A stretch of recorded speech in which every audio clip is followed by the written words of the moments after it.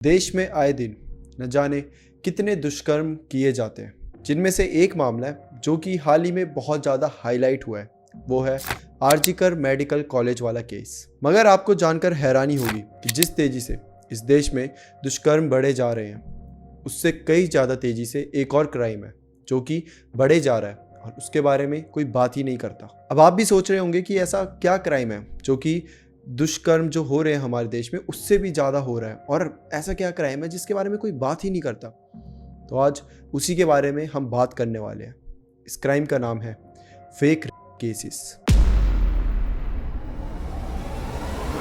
साल 2019 उत्तर प्रदेश के बरेली में एक फैमिली रहा करती थी, जिसमें 4 लोग रहा करते थे। माँ, बाप और 2 बेटियाँ। एक बेटी 15 साल की और एक उससे थोड़ी सी बड़ी बेटी जगराते कंपनी में काम किया करती थी, जहां पर उसकी मुलाकात अजय नाम के एक आदमी से होती है। अजय और उस लड़की में करीबी बढ़ने लग जाती है और अजय अब उसके घर में बहुत फ्रिक्वेंटली आया जाया करता था। वो लड़की खुद अजय को अपने घर ले गई थी और बार बार बुलाया करती थी। कुछ टाइम तक सब कुछ अच्छा चल रहा होता है। अजय और उस लड़की के बीच अच्छी दोस्ती रहती है। अजय अक्सर उस लड़की के घर में आना जाना करता रहता था और इसी वजह से अक्सर लड़की के घर में आने जाने की वजह से जो लड़की की छोटी बहन थी, जो कि 2019 में 15 साल की हुई थी, उसकी और अजय के बीच में करीबी बढ़ने लग गई। करीबी इन द सेंस अभी तक बात सिर्फ फ्रेंडशिप तक थी, लेकिन यहाँ पर एक शख्स था जिसे ये सब चीज़ें बिल्कुल पसंद नहीं थी। वो थी इन दोनों बेटियों की माँ। उसको अजय बिल्कुल पसंद नहीं था और अजय का यूं घर में आना जाना और अपनी बेटियों के साथ ऐसे दोस्ती करना, ये सब बिल्कुल पसंद नहीं था। मगर फिर भी बेटियों की अजय से अच्छी दोस्ती होने के कारण वो कुछ कर नहीं पा रही थी और अंदर ही अंदर अपने गुस्से को दबाए जा रही थी। लेकिन एक दिन सब्र टूट गया और उन्होंने अजय को बर्बाद करने का डिसीजन लिया, और वो सब सिर्फ इसीलिए क्योंकि उसको अजय पसंद नहीं था और अजय का उसकी बेटियों के साथ जो दोस्ती चल रही थी वो भी पसंद नहीं आ रही थी। ध्यान देने की बात ये है कि अभी तक अजय और उसकी बेटी रिलेशनशिप में भी नहीं आए थे, उनके बीच सिर्फ दोस्ती थी। लेकिन ये दोस्ती भी लड़की की माँ को बिल्कुल पसंद नहीं आ रही थी, तो वो डेली नए नए प्लान्स सोचने लगी अजय को बर्बाद करने के लिए, क्योंकि उन्हें पता था कि अगर डायरेक्ट मना कर दूंगी तो बेटी को भी बुरा लगेगा। लेकिन जैसे भी हो उसको अपनी बेटियों की ज़िंदगी से अजय को दूर करना था। और फिर उस माँ ने एक मास्टर प्लान बनाया कि क्यों ना अजय को जेल ही भेज दिया जाए। ना रहेगा बांस ना बजेगी बांसुरी। जब अजय ही जेल चला जाएगा तो वो उनके घर आना जाना ही नहीं कर पाएगा और उनकी बेटियां भी धीरे धीरे उससे दूर हो जाएंगी। मगर ये सब होगा कैसे? वो दिन रात यही सोचा करती कि आखिर अजय को जेल भेजा जाए तो भेजा कैसे जाए। दिन रात सोचने के बाद उनके माइंड में एक आइडिया आया, एक ऐसा आइडिया जो आगे चलकर इन्हीं पर बैकफायर करने वाला था।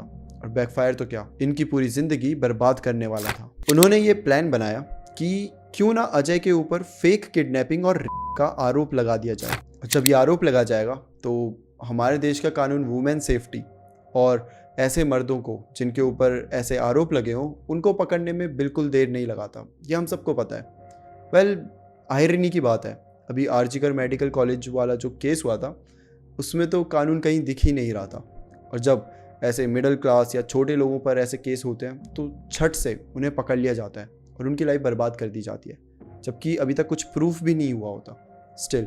वेल, ये वैसी डिस्कशन है कि अगर आप लड़कों की साइड से सोचोगे तो आपको लगेगा कि हाँ यार, मतलब ये कानून तो ऐसा क्यों है। वहीं लड़कियों की साइड से सोचोगे तो आपको लगेगा कि कानून तो इससे भी ज़्यादा स्ट्रिक्ट होना चाहिए। तो उस चीज़ में हम नहीं पढ़ते। बट हाँ, जो इन लड़कियों की माँ थी उसने ये ठान ली थी कि वो इस पर अब फेक केस लगा कर छोड़ेगी। अब प्लान तो बन चुका था, लेकिन प्लान में साथ देने वाला कोई नहीं था, तो उसने अपनी ही छोटी बेटी का इस्तेमाल किया और ज़बरदस्ती उसे अपने इस घिनौने प्लान में शामिल कर लिया। काफ़ी मनाने के बाद, इमोशनली ब्लैकमेल करने के बाद और अजय के खिलाफ भड़काने के बाद छोटी बेटी भी इस प्लान में शामिल हो गई। अब माँ पुलिस में ये बताती है कि अजय ने उसकी 15 साल की छोटी सी बेटी को कुछ खिलाया था, जिसे खाने के बाद वो बेहोश हो गई थी, क्योंकि अजय ने उस खाने में कुछ नशीले पदार्थ मिलाए थे। जब वो लड़की बेहोश हो जाती है तो अजय उसको किडनैप करके दिल्ली ले जाता है और फिर दिल्ली में उसके साथ घिनौने काम करता है। ये सुनकर अजय को तुरंत पुलिस ने अरेस्ट कर लिया, क्योंकि ये नियम है कि अगर किसी भी व्यक्ति पर के चार्जेस लग जाते हैं या ऐसा कोई केस लग जाता है तो उसे तुरंत अरेस्ट कर दिया जाता है। तो पुलिस ने भी ठीक वैसा ही किया, जिसके बाद अजय के ऊपर पॉस्को, अगर आपको नहीं पता तो मैं बता दूं कि पॉस्को एक्ट तब लगता है जब किसी लड़के के ऊपर लड़की के साथ करे गए कुछ दुष्कर्म के आरोप लग जाते हैं, तब उस लड़के पर पॉस्को एक्ट लग जाता है। खैर, अजय के ऊपर पॉस्को से लेकर किडनैपिंग सारे चार्जेस लगे और अजय को जेल में डाल दिया गया। वेल, अब आपको सुनकर हैरानी होगी, बट इस घटना के 4 साल के बाद उस लड़की ने अपनी स्टेटमेंट चेंज कर दी और अजय को इनोसेंट बोल दिया। उसने कहा कि अजय को फंसाने के लिए उसकी मम्मी ने कहा था, क्योंकि वो उसे पसंद नहीं करती थी। अजय अब तक जेल में 1653 डेज बिता चुका था और उसको 5,80,000 का लॉस हुआ था, और जो उसकी इमेज की धज्जियां उड़ी थी वो अलग। इन 4 सालों में अजय को ये सब सहना पड़ा, और उसके परिवार वालों का क्या, उनको क्या क्या सहना पड़ा होगा वो हम इमेजिन भी नहीं कर सकते।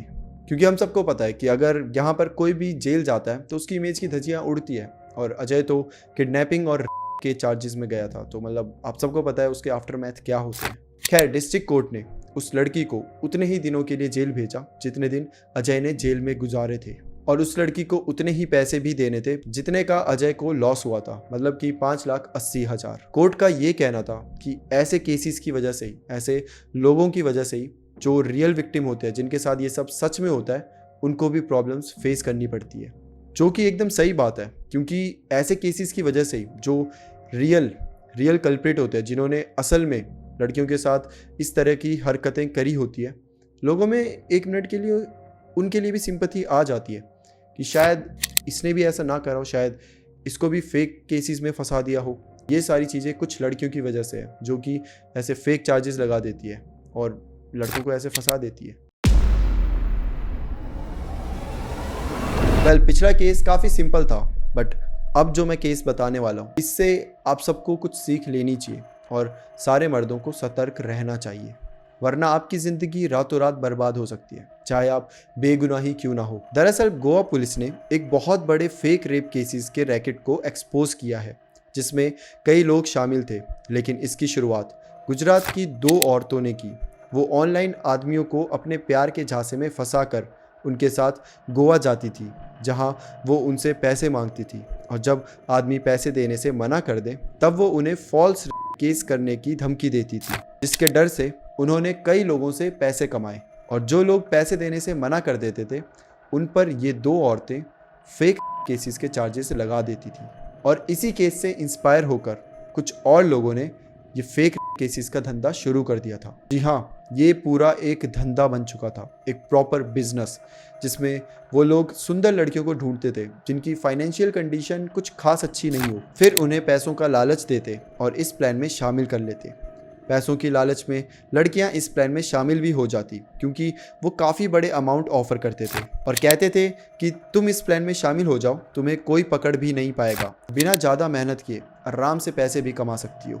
इस प्लान को उन्होंने काफ़ी अच्छे तरीके से एग्जीक्यूट भी किया और कई सारे आदमियों पे कई सारे फेक केसेस करवाए। अगर किसी लड़की को ये सब अच्छा भी नहीं लगता, तब भी वो कुछ नहीं कर पाती थी, क्योंकि वो इन सब में बहुत अंदर तक फंस चुकी थी।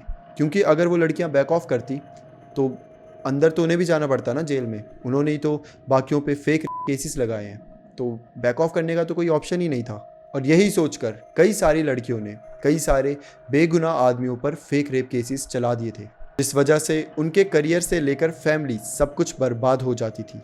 ऐसे कई सारे फेक केसेस आने के बाद गोवा पुलिस की special crime branch team active हुई, जिसे डीआईजी असलम खान लीड कर रहे थे। उन्होंने इस क्राइम से रिलेटेड क्रिमिनल्स को अरेस्ट करना शुरू किया और अब तक 4 लोग अरेस्ट हो चुके हैं और अभी भी इस चीज़ पर छानबीन चल रही है। आने वाले कितने लोग इस चीज़ में अरेस्ट होंगे कोई आइडिया नहीं है, बट आप समझ सकते हो कि ये एक बिजनेस प्लान बन चुका है। तो कभी भी आप किसी अनजान लोगों से मिलो या किसी अनजान लड़की से मिलो, तो लड़कों को भी अब थोड़ी समझदारी दिखानी चाहिए। ऐसे बेवकूफ़ों की तरह मत चले जाना किसी के साथ भी, हर तरीके से अपनी साइड से सावधानी रखना और ऐसे अनजान लोगों पर कभी भी भरोसा मत करना, क्योंकि आपकी एक गलती आपको ज़िंदगी भर की सज़ा दे सकती है। वेल, इसमें कुछ गलती लॉ की भी है। हम हमेशा बोलते हैं कि जो ऐसे लोग होते हैं जो ऐसे दुष्कर्म करते हैं, गलत हरकतें करते हैं, उनके लिए लॉ बहुत कमज़ोर है। बट वहीं पर जो ऐसे लड़के होते हैं जिन पर ऐसे फेक केसेस कर दिए जाते हैं, अगर उनके राइट्स का देखें तो उनके लिए भी लॉ बहुत कमज़ोर है। मेरे हिसाब से लॉ बहुत सिंपल होना चाहिए। अगर आप गिल्टी प्रूव हो जाते हो तो आपको कड़ी से कड़ी, गंदी से गंदी सज़ा देनी चाहिए। ऐसी सज़ा जो एक को दी जाए तो अगले 10 लोग खुद पीछे हट जाए कि भाई हम ऐसी चीज़ें सोच भी नहीं सकते, ऐसी सज़ा। बट तब जब गिल्टी प्रूव हो जाए, गिल्टी प्रूव होने से पहले लड़कों को ऐसी सज़ा देना, उनकी ज़िंदगी बर्बाद कर देना। 4 साल बाद पता चला था कि केसेस तो फेक थे, तो फिर उन 4 सालों का क्या वो वापस आएंगे? नहीं। लड़की को बोल दिया कि 5,80,000 दे दो इसको, उससे क्या? 5,80,000 की बात नहीं है, बात यहाँ पर इज्जत की है, बात वो 4 साल में जो बेइज्जती सही है उसकी है, और बात उस लड़के के 4 साल की है। तो आई थिंक यहाँ पे लॉज को भी काफ़ी स्ट्रिक्ट होना पड़ेगा, दोनों साइड। अगर लड़कियाँ गलत हैं तो उनके खिलाफ भी बहुत स्ट्रिक्ट एक्शंस लेने चाहिए, और अगर लड़का गलत है तो उसके खिलाफ भी। दोनों ही केसेस में बेगुनाह को कभी भी सज़ा नहीं होनी चाहिए। वेल, इन चीज़ों के ऊपर शायद थोड़ी कम ही बात होती है। ये जो फेक केसेस हम पर करे जाते हैं, मतलब लड़कों पर करे जाते हैं, इनके खिलाफ भी आई रियली होप कि बातें हो और कुछ लॉज आए जिसकी जो मतलब ऐसे केसेस करते हैं, फेक करते हैं, उनके खिलाफ स्ट्रिक्ट एक्शंस लिए जाए। So that's it for today guys. Please संभल कर रहना, आपकी ये गलती आपकी ज़िंदगी बर्बाद कर सकती है। Bye bye and take care.